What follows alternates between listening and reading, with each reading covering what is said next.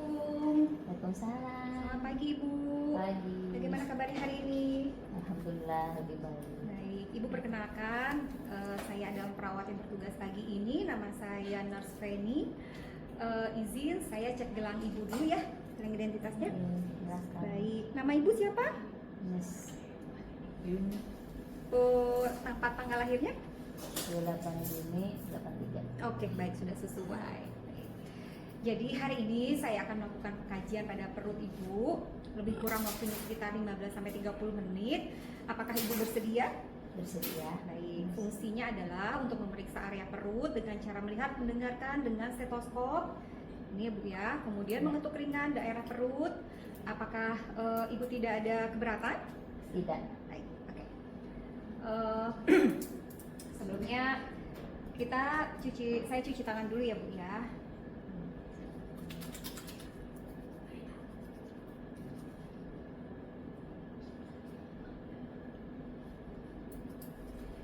Baik.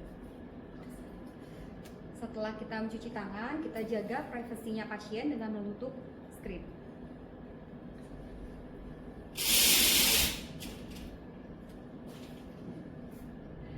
Pastikan tempat kita memeriksa atau ruangan pasien itu pencahayaannya cukup baik gitu, agar daerah abdomen yang akan kita inspeksi ikut terlihat dengan jelas. Jika memang keadaan kurang untuk memungkinkan pencahayaan, maka kita bisa menghidupkan lampu. Kemudian sebelumnya kita minta pasien untuk mengosongkan kandung kemih terlebih dahulu. Ibu, apakah Ibu pengen buang air kecil atau buang air besar? Tadi udah buang air kecil. Oh, sudah selesai buang air kecilnya, baik. Nah, Ibu posisinya tetap telentang seperti ini. Nanti saya akan melakukan pemeriksaannya dengan posisi Ibu seperti ini. Apakah nyaman Bu? Apa bisa mau saya tinggikan sedikit lagi? Ini udah nyaman? Sudah. Baik. Ibu, sebelumnya apakah Ibu ada mengalami nyeri di daerah perut? Ada Ada di daerah mana kira-kira? daerah sini. Oh, daerah sini, daerah kiri bawah ya. Oke. Udah berapa lama kira-kira sakitnya? Sembilan. Seminggu. Oke, baik. Saat nanti pemeriksaan terhadap pasien, kita menggunakan dengan stetoskop, alat-alatnya ya. Kemudian ada penggaris dan pulpen untuk menandai atau memberi penanda. Baik, Ibu tegang apa ya gimana ini? Iya betul. Oh iya. Baik, sebelumnya saya mau tanya Ibu, kira-kira sebelum saya lanjut ke pemeriksaan tadi, apakah Ibu sehari-hari itu makannya kira-kira berapa kali? Makannya 3 kali. 3 kali. Untuk minumnya berapa liter kira-kira? Berapa gelas? 1,5 liter. Oke, apakah ada perubahan nafsu makan? Kurang sih karena BAB-nya kurang lampias ya. Kurang doyan sayur sama buah.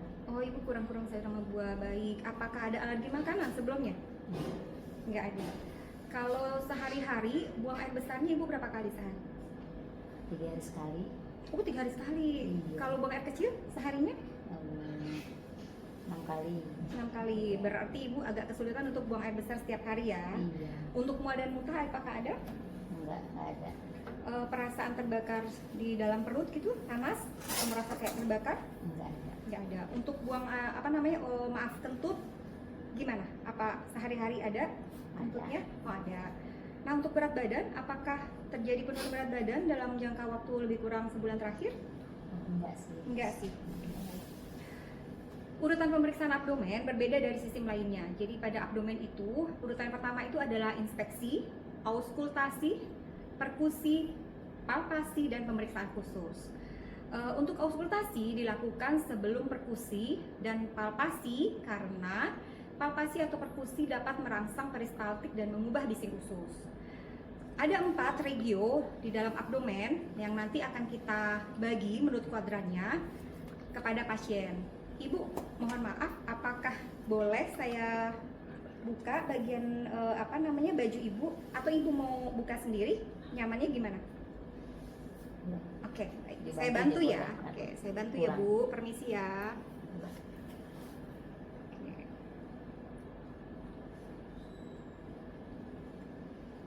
Baik, ini kita buka seluas sampai di atas simfisis pasien. Saat melakukan pemeriksaan, kita pastikan dulu bahwa untuk memegang perut pasien bahwa kondisi tangan kita harus dalam keadaan hangat gitu ya, supaya pasien merasa nyaman dan tidak kaget gitu saat kita melakukan palpasi. Baik, kita bahas dulu tentang 4 kuadran regio di dalam abdomen. Jadi kuadran itu ada terbagi atas 4. Jadi ini kalau ditarik garis tengahnya dibagi 2 di sini, itu ada 4 kuadran. Yang pertama adalah kuadran kanan atas, di mana di sini terdapat adanya hepar, kandung empedu, duodenum, kemudian flexura hepatica kolon, dan sebagian ginjal kanan. Nah, untuk di kuadran kirinya, sebelah sini itu ada lambung, limfa, pankreas, flexura lienaris kolon, dan sebagian ginjal kiri. Untuk di bagian bawah, kuadran kanan bawah, itu ada appendix, cecum, ileum terminal, ovarium atau tuba untuk pasien yang perempuan, dan untuk sebagian kiri itu adanya kolon sigmoid, kolon descendent, ovarium, tuba kiri pada juga perempuan.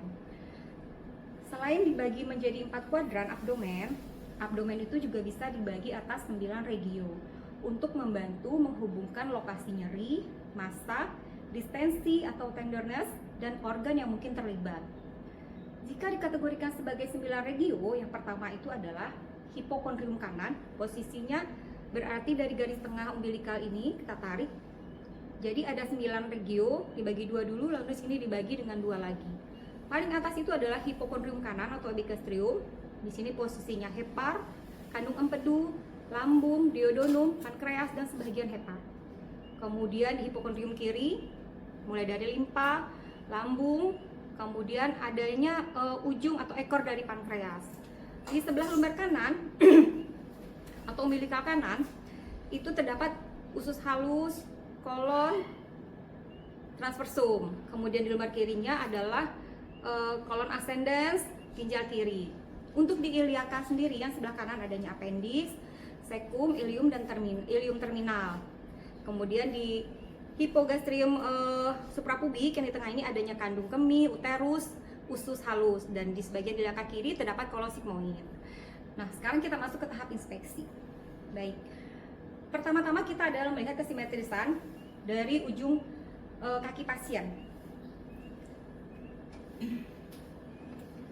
Jadi melihat bentuk perut apakah simetris atau tidak, kemudian apakah terdapat cekungan atau scapulit yang tidak normal gitu. Kemudian adanya distensi, dan yang terakhir adalah apakah adanya pembesaran yang lokal. Misalnya mengarah pada adanya massa atau hepatomegali distensi, hepatomegali dan distensi kandung empedu serta pembesaran organ tertentu. Kemudian apakah ada tampak pulsasi aorta. Baik. Melihat perubahan kulit abdomen pasien, kemudian perhatikan apakah adanya strie atau bekas luka operasi atau mungkin tato, dan perubahan warna kulit. Apakah kulit tersebut ikterik atau jaundice, kemudian pola venanya abnormal, kemudian umbilikusnya diperhatikan apakah menonjol atau tidak. Untuk bekas luka operasi penting kita lihat karena menunjukkan adanya riwayat pembedahan pada abdomen pasien. Seperti misalnya ada ruam, yaitu kayak di Cullen sign, yaitu adanya ekimosis atau kebiruan di sekitar umbilikus. Nah, ini menunjukkan bahwanya terjadinya perdarahan intraabdomen, misalnya pada pankreatitis hemoragik. Kemudian adanya kehamilan ektopik yang disertai ruptur atau aneurisma aorta abdominal ruptur. Kemudian gerakan pasien. Apakah pasien juga memberikan petunjuk klinis? Misal, jika pasien dengan batu ginjal, biasanya pasien cenderung mengalami kolik yang membuat pasien mengalami gelisah. Jadi terus bergerak untuk mencari posisi nyamannya. Sementara pada pasien dengan peritonitis, pasien lebih cenderung diam karena jika bergerak itu akan memperberat nyerinya. Baik, untuk selanjutnya adalah tentang auskultasi abdomen. Auskultasi dilakukan untuk menilai adanya bising usus, breath vascular, dan friction rate. Jadi gunakan diafragma itu dengan stetoskop dengan mendengarkan bising ususnya. Biasanya cukup pada satu area. Tetapi dalam praktek klinis sering diperiksa itu ada beberapa kuadran. Bising usus itu berasal dari aktivitas peristaltik ususnya. saat menilai ada 3 hal yang perlu kita perhatikan. Yang pertama, apakah ada bising ususnya, kemudian apakah frekuensinya meningkat atau menurun, dan yang terakhir bagaimana kualitas bunyinya. Bising usus tidak boleh langsung disebut tidak ada, kecuali sudah didengarkan lebih kurang sekitar 3-5 menit tanpa terdengar suara sama sekali.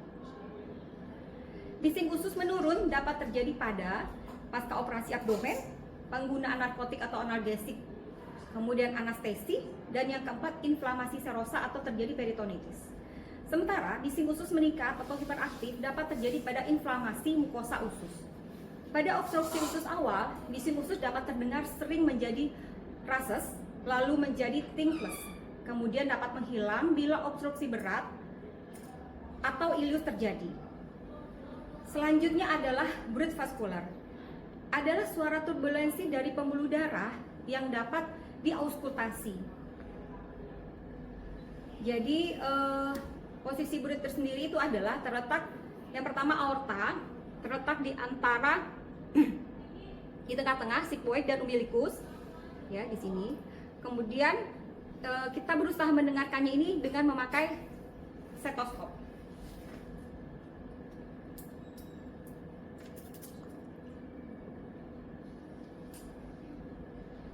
Kita pastikan dulu stetoskopnya bekerja ya, terdengar. Kemudian dalam posisi hangat. Baik, kita letakkan stetoskop di tengah. Garis tengahnya merupakan dari antara sigmoid dan umbilicus.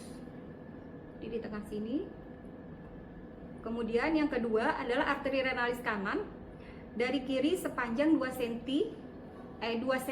inci superior dan lateral umbilicus. Jadi di daerah sini, kemudian di sini, kemudian arteri iliaca communis kanan dan kiri antara umbilicus dan ligamen inguinal berada di bawah sini. Lalu di sini.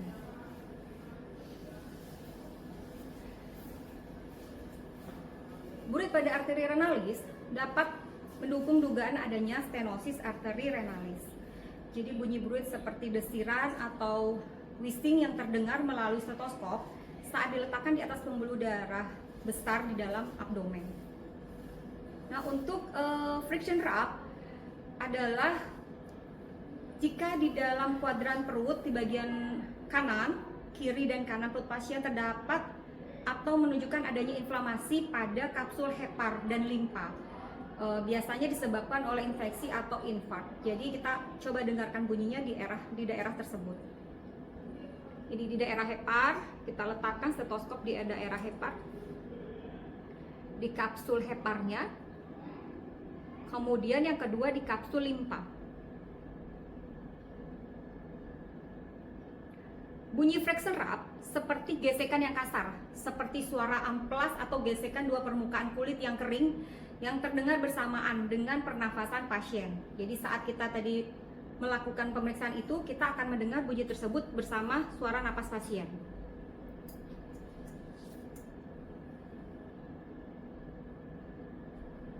Baik, selanjutnya adalah perkusi abdomen. Perkusi dilakukan untuk menilai adanya udara, cairan, massa padat, pembesaran hepar dan limpa, serta nyeri saat kita ketuk. Jadi ada dua suara utama. Yang pertama adalah timpani, yaitu suara seperti drum. Biasanya muncul di area yang berisi banyak udara seperti lambung dan usus. Kemudian adanya dullness atau redup, muncul bila di bawah area tersebut terdapat organ padat atau cair. Misalnya ada massa seperti pada hepar atau adanya asites. Tujuan dari perkusi hepar adalah untuk menilai liver span. Kita mulai untuk perkusi dari daerah dada kanan pasien, ya. Saya copot dulu ya Bu, karena auskultasinya sudah selesai. Jadi mulai dari interkosta pertama dan kita tarik garis midclavicula untuk ketukan perlahan searah dengan abdomen pasien ke bawah.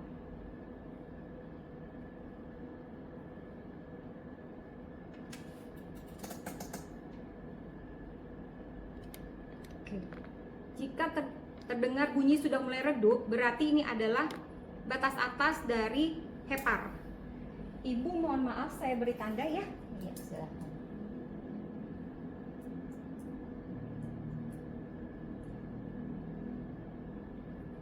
Baik, kemudian untuk mencari batas bawahnya, kita mulai dengan melakukan perkusi dari daerah bawah abdomen, kanan bawah pasien, menuju ke atas searah dengan garis milik klavikula kanan.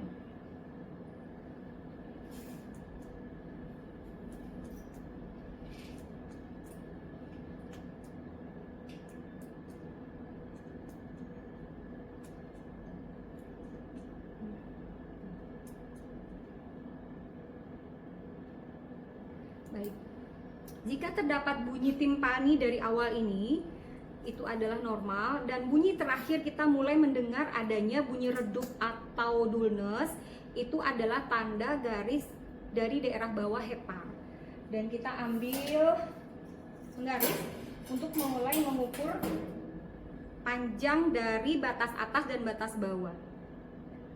Setelah kita ukur, di sini terdapat sekitar 7 cm yang menandakan bahwa dalam standar normal. Karena range normal itu berada di angka 6 sampai 12 garis. Mulai dari klavikula atas sampai di bawah dihitung batas normal 6 di 12 cm. Jika lebih dari itu, maka terdapat adanya hepatomegali. Selanjutnya, pemeriksaannya adalah perkusi limpa.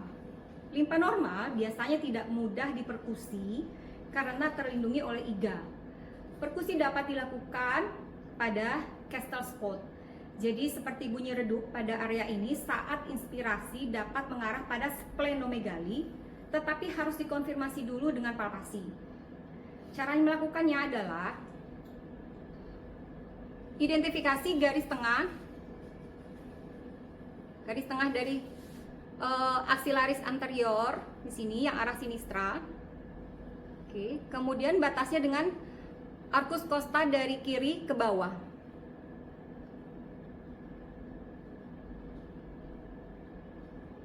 Jadi berada di sini. Jadi kita minta posisi posisi pasien dalam posisi telentang, kemudian identifikasi garis aksilaris anterior sebelah kiri. Ini adalah aksila sebelah kirinya. Kemudian temukan ruang dari interkostal terbawah pada garis tersebut. Jadi ini ruang interkostal yang paling bawah, ya, kita cari. Kemudian lakukan perkusi saat ekspirasi dan inspirasi yang dalam. Ibu boleh minta tolong tarik nafas yang dalam.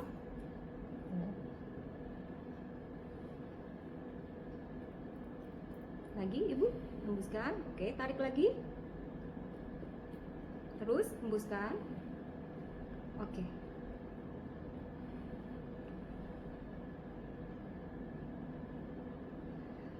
Selanjutnya adalah palpasi abdomen pasien. Palpasi bertujuan menilai nyeri tekan kekuatan otot, massa, organ yang membesar, dan struktur normal yang mungkin teraba. Palpasi dibagi dua. Yang pertama adanya palpasi ringan. Palpasi ringan itu adalah untuk menekan abdomen sekitar 1 cm. Jadi tujuannya itu adalah mengindikasi adanya nyeri tekan, tonus otot, hipersensitivitas dari kulit, dan tanda iritasi peritoneal. Gunakan bantalan 3 jari. Jangan menusuk dengan ujung jari, karena area nyeri diperiksa itu adalah yang paling terakhir. Jadi palpasi yang dilakukan lebih kuat dan dalam menggunakan permukaan palmar jari. Tujuannya adalah mencari massa pada abdomen.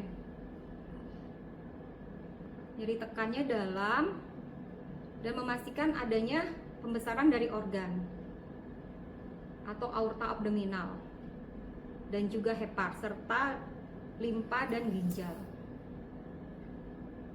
Tekanan dilakukan sedalam dan dapat ditoleransi oleh pasien. Saat melakukan kegiatan ini, kita harus pastikan bahwa wajah pasien tidak mengalami perubahan ekspresi. Apakah merasa kesakitan atau mungkin agak sedikit geli? Oke. Selanjutnya adalah palpasi hepar.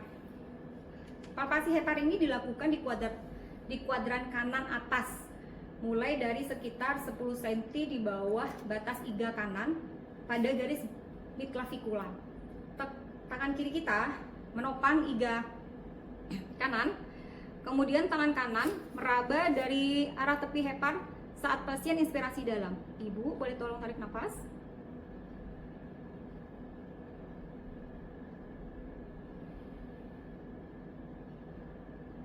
Oke, hepar dikatakan membesar.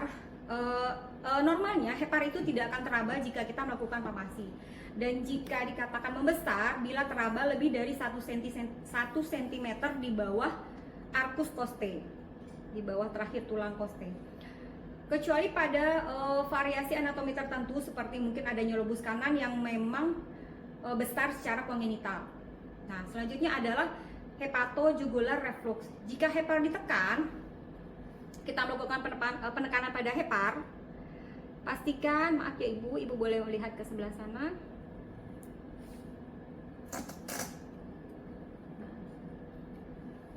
Saat melakukan penekanan pada hepar, kita perhatikan adanya distensi pada vena jugularis. Ini menunjukkan kongasi hepar akibat gagal jantung kanan. Idealnya dari posisi normal, saat kita posisi awal itu terjadi lebih kurang itu misalnya di atas 3 cm dari perubahan tinggi vena jugularisnya, itu merupakan terindikasi bahwa tidak normal. Maaf ya ibu, tadi saya tekan, saya coba ulang lagi ya. Oke, saya tandai sebentar sini. Kemudian saat melakukan penekanan,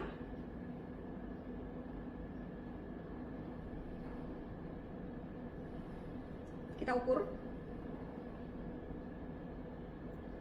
Ini cuma 1,5, berarti kondisinya adalah normal. Selanjutnya adalah palpasi pada limpa. Limpa normal pada umumnya itu jarang teraba pada orang dewasa. Palpasi dilakukan dengan menopang iga kiri bawah menggunakan tangan kiri, lalu tangan kanan meraba dari bawah menuju kuadran kiri atas saat pasien inspirasi dalam. Iga kiri.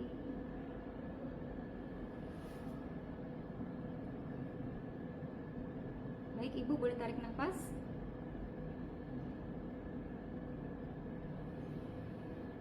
Tarik lagi nafasnya. Lagi. Oke, baik. Selanjutnya adalah pemeriksaan khusus abdomen. Untuk pemeriksaan abdomen, yang pertama adalah tanda Murphy sign, yaitu digunakan untuk kecurigaan kita terhadap adanya kolelithiasis akut. Jadi pemeriksaan menekan area kandung empedu di kuadran kanan atas. Lalu pasien diminta untuk menarik nafas dalam. Jika dirasakan adanya nyeri, untuk hasil positif, pasien merasakan nyeri saat menghentikan ekspirasi secara tiba-tiba. Baik, ibu boleh tarik nafas sesuai instruksi saya.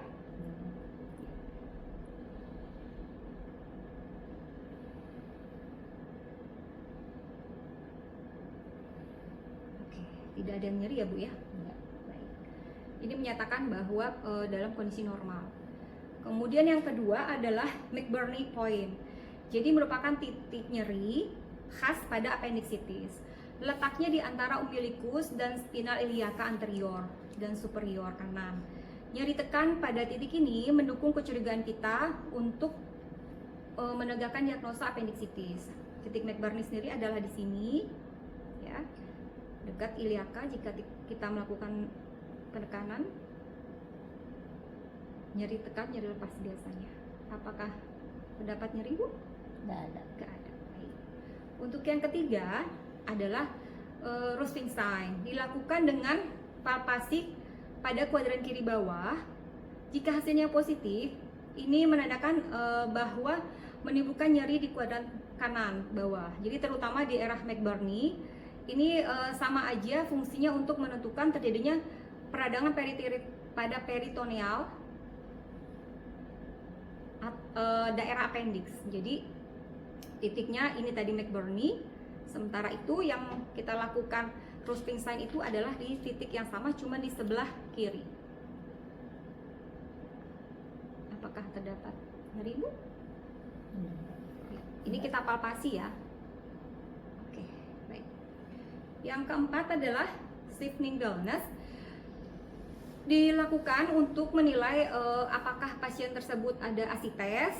Jadi lakukan perkusi dari tengah abdomen ya, kemudian ke bagian lateral sehingga ditemukan adanya suara redup. Setelah pasien dimiringkan, area tersebut akan bergeser bila terdapat cairan bebas di dalam intraabdomen. Jadi normalnya tidak terdapat bunyi redup seperti suara cairan saat pasien kita coba untuk miringkan. Ibu, sebelumnya kita bagi dua ya. Ini kita bagi di tengah-tengah. Baik, Ibu boleh bisa miring ke sebelah kiri. Sebelah kanan, arah saya. Baik.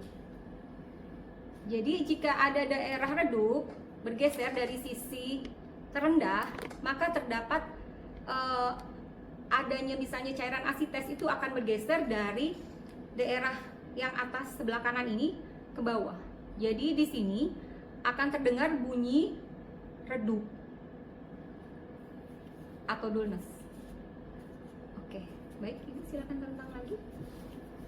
Yang kelima adalah fluid wave, yaitu digunakan untuk mendeteksi asites dalam jumlah cukup banyak. Jadi gelombang cairan akan terasa di dalam rongga abdomen di sisi berlawanan saat salah satu posisi abdomen itu diketuk.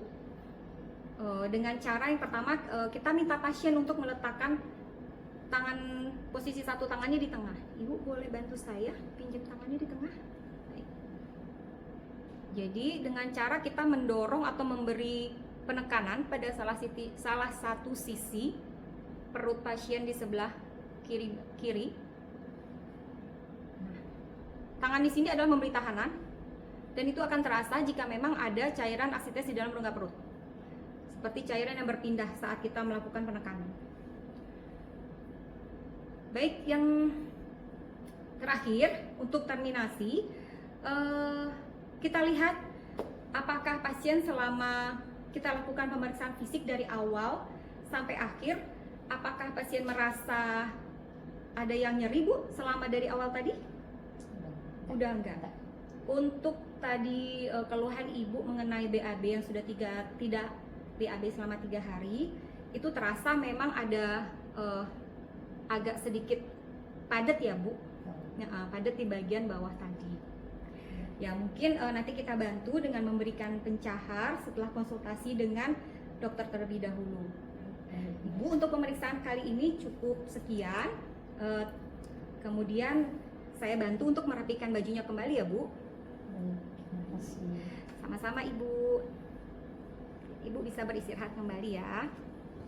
Assalamualaikum. Terima kasih.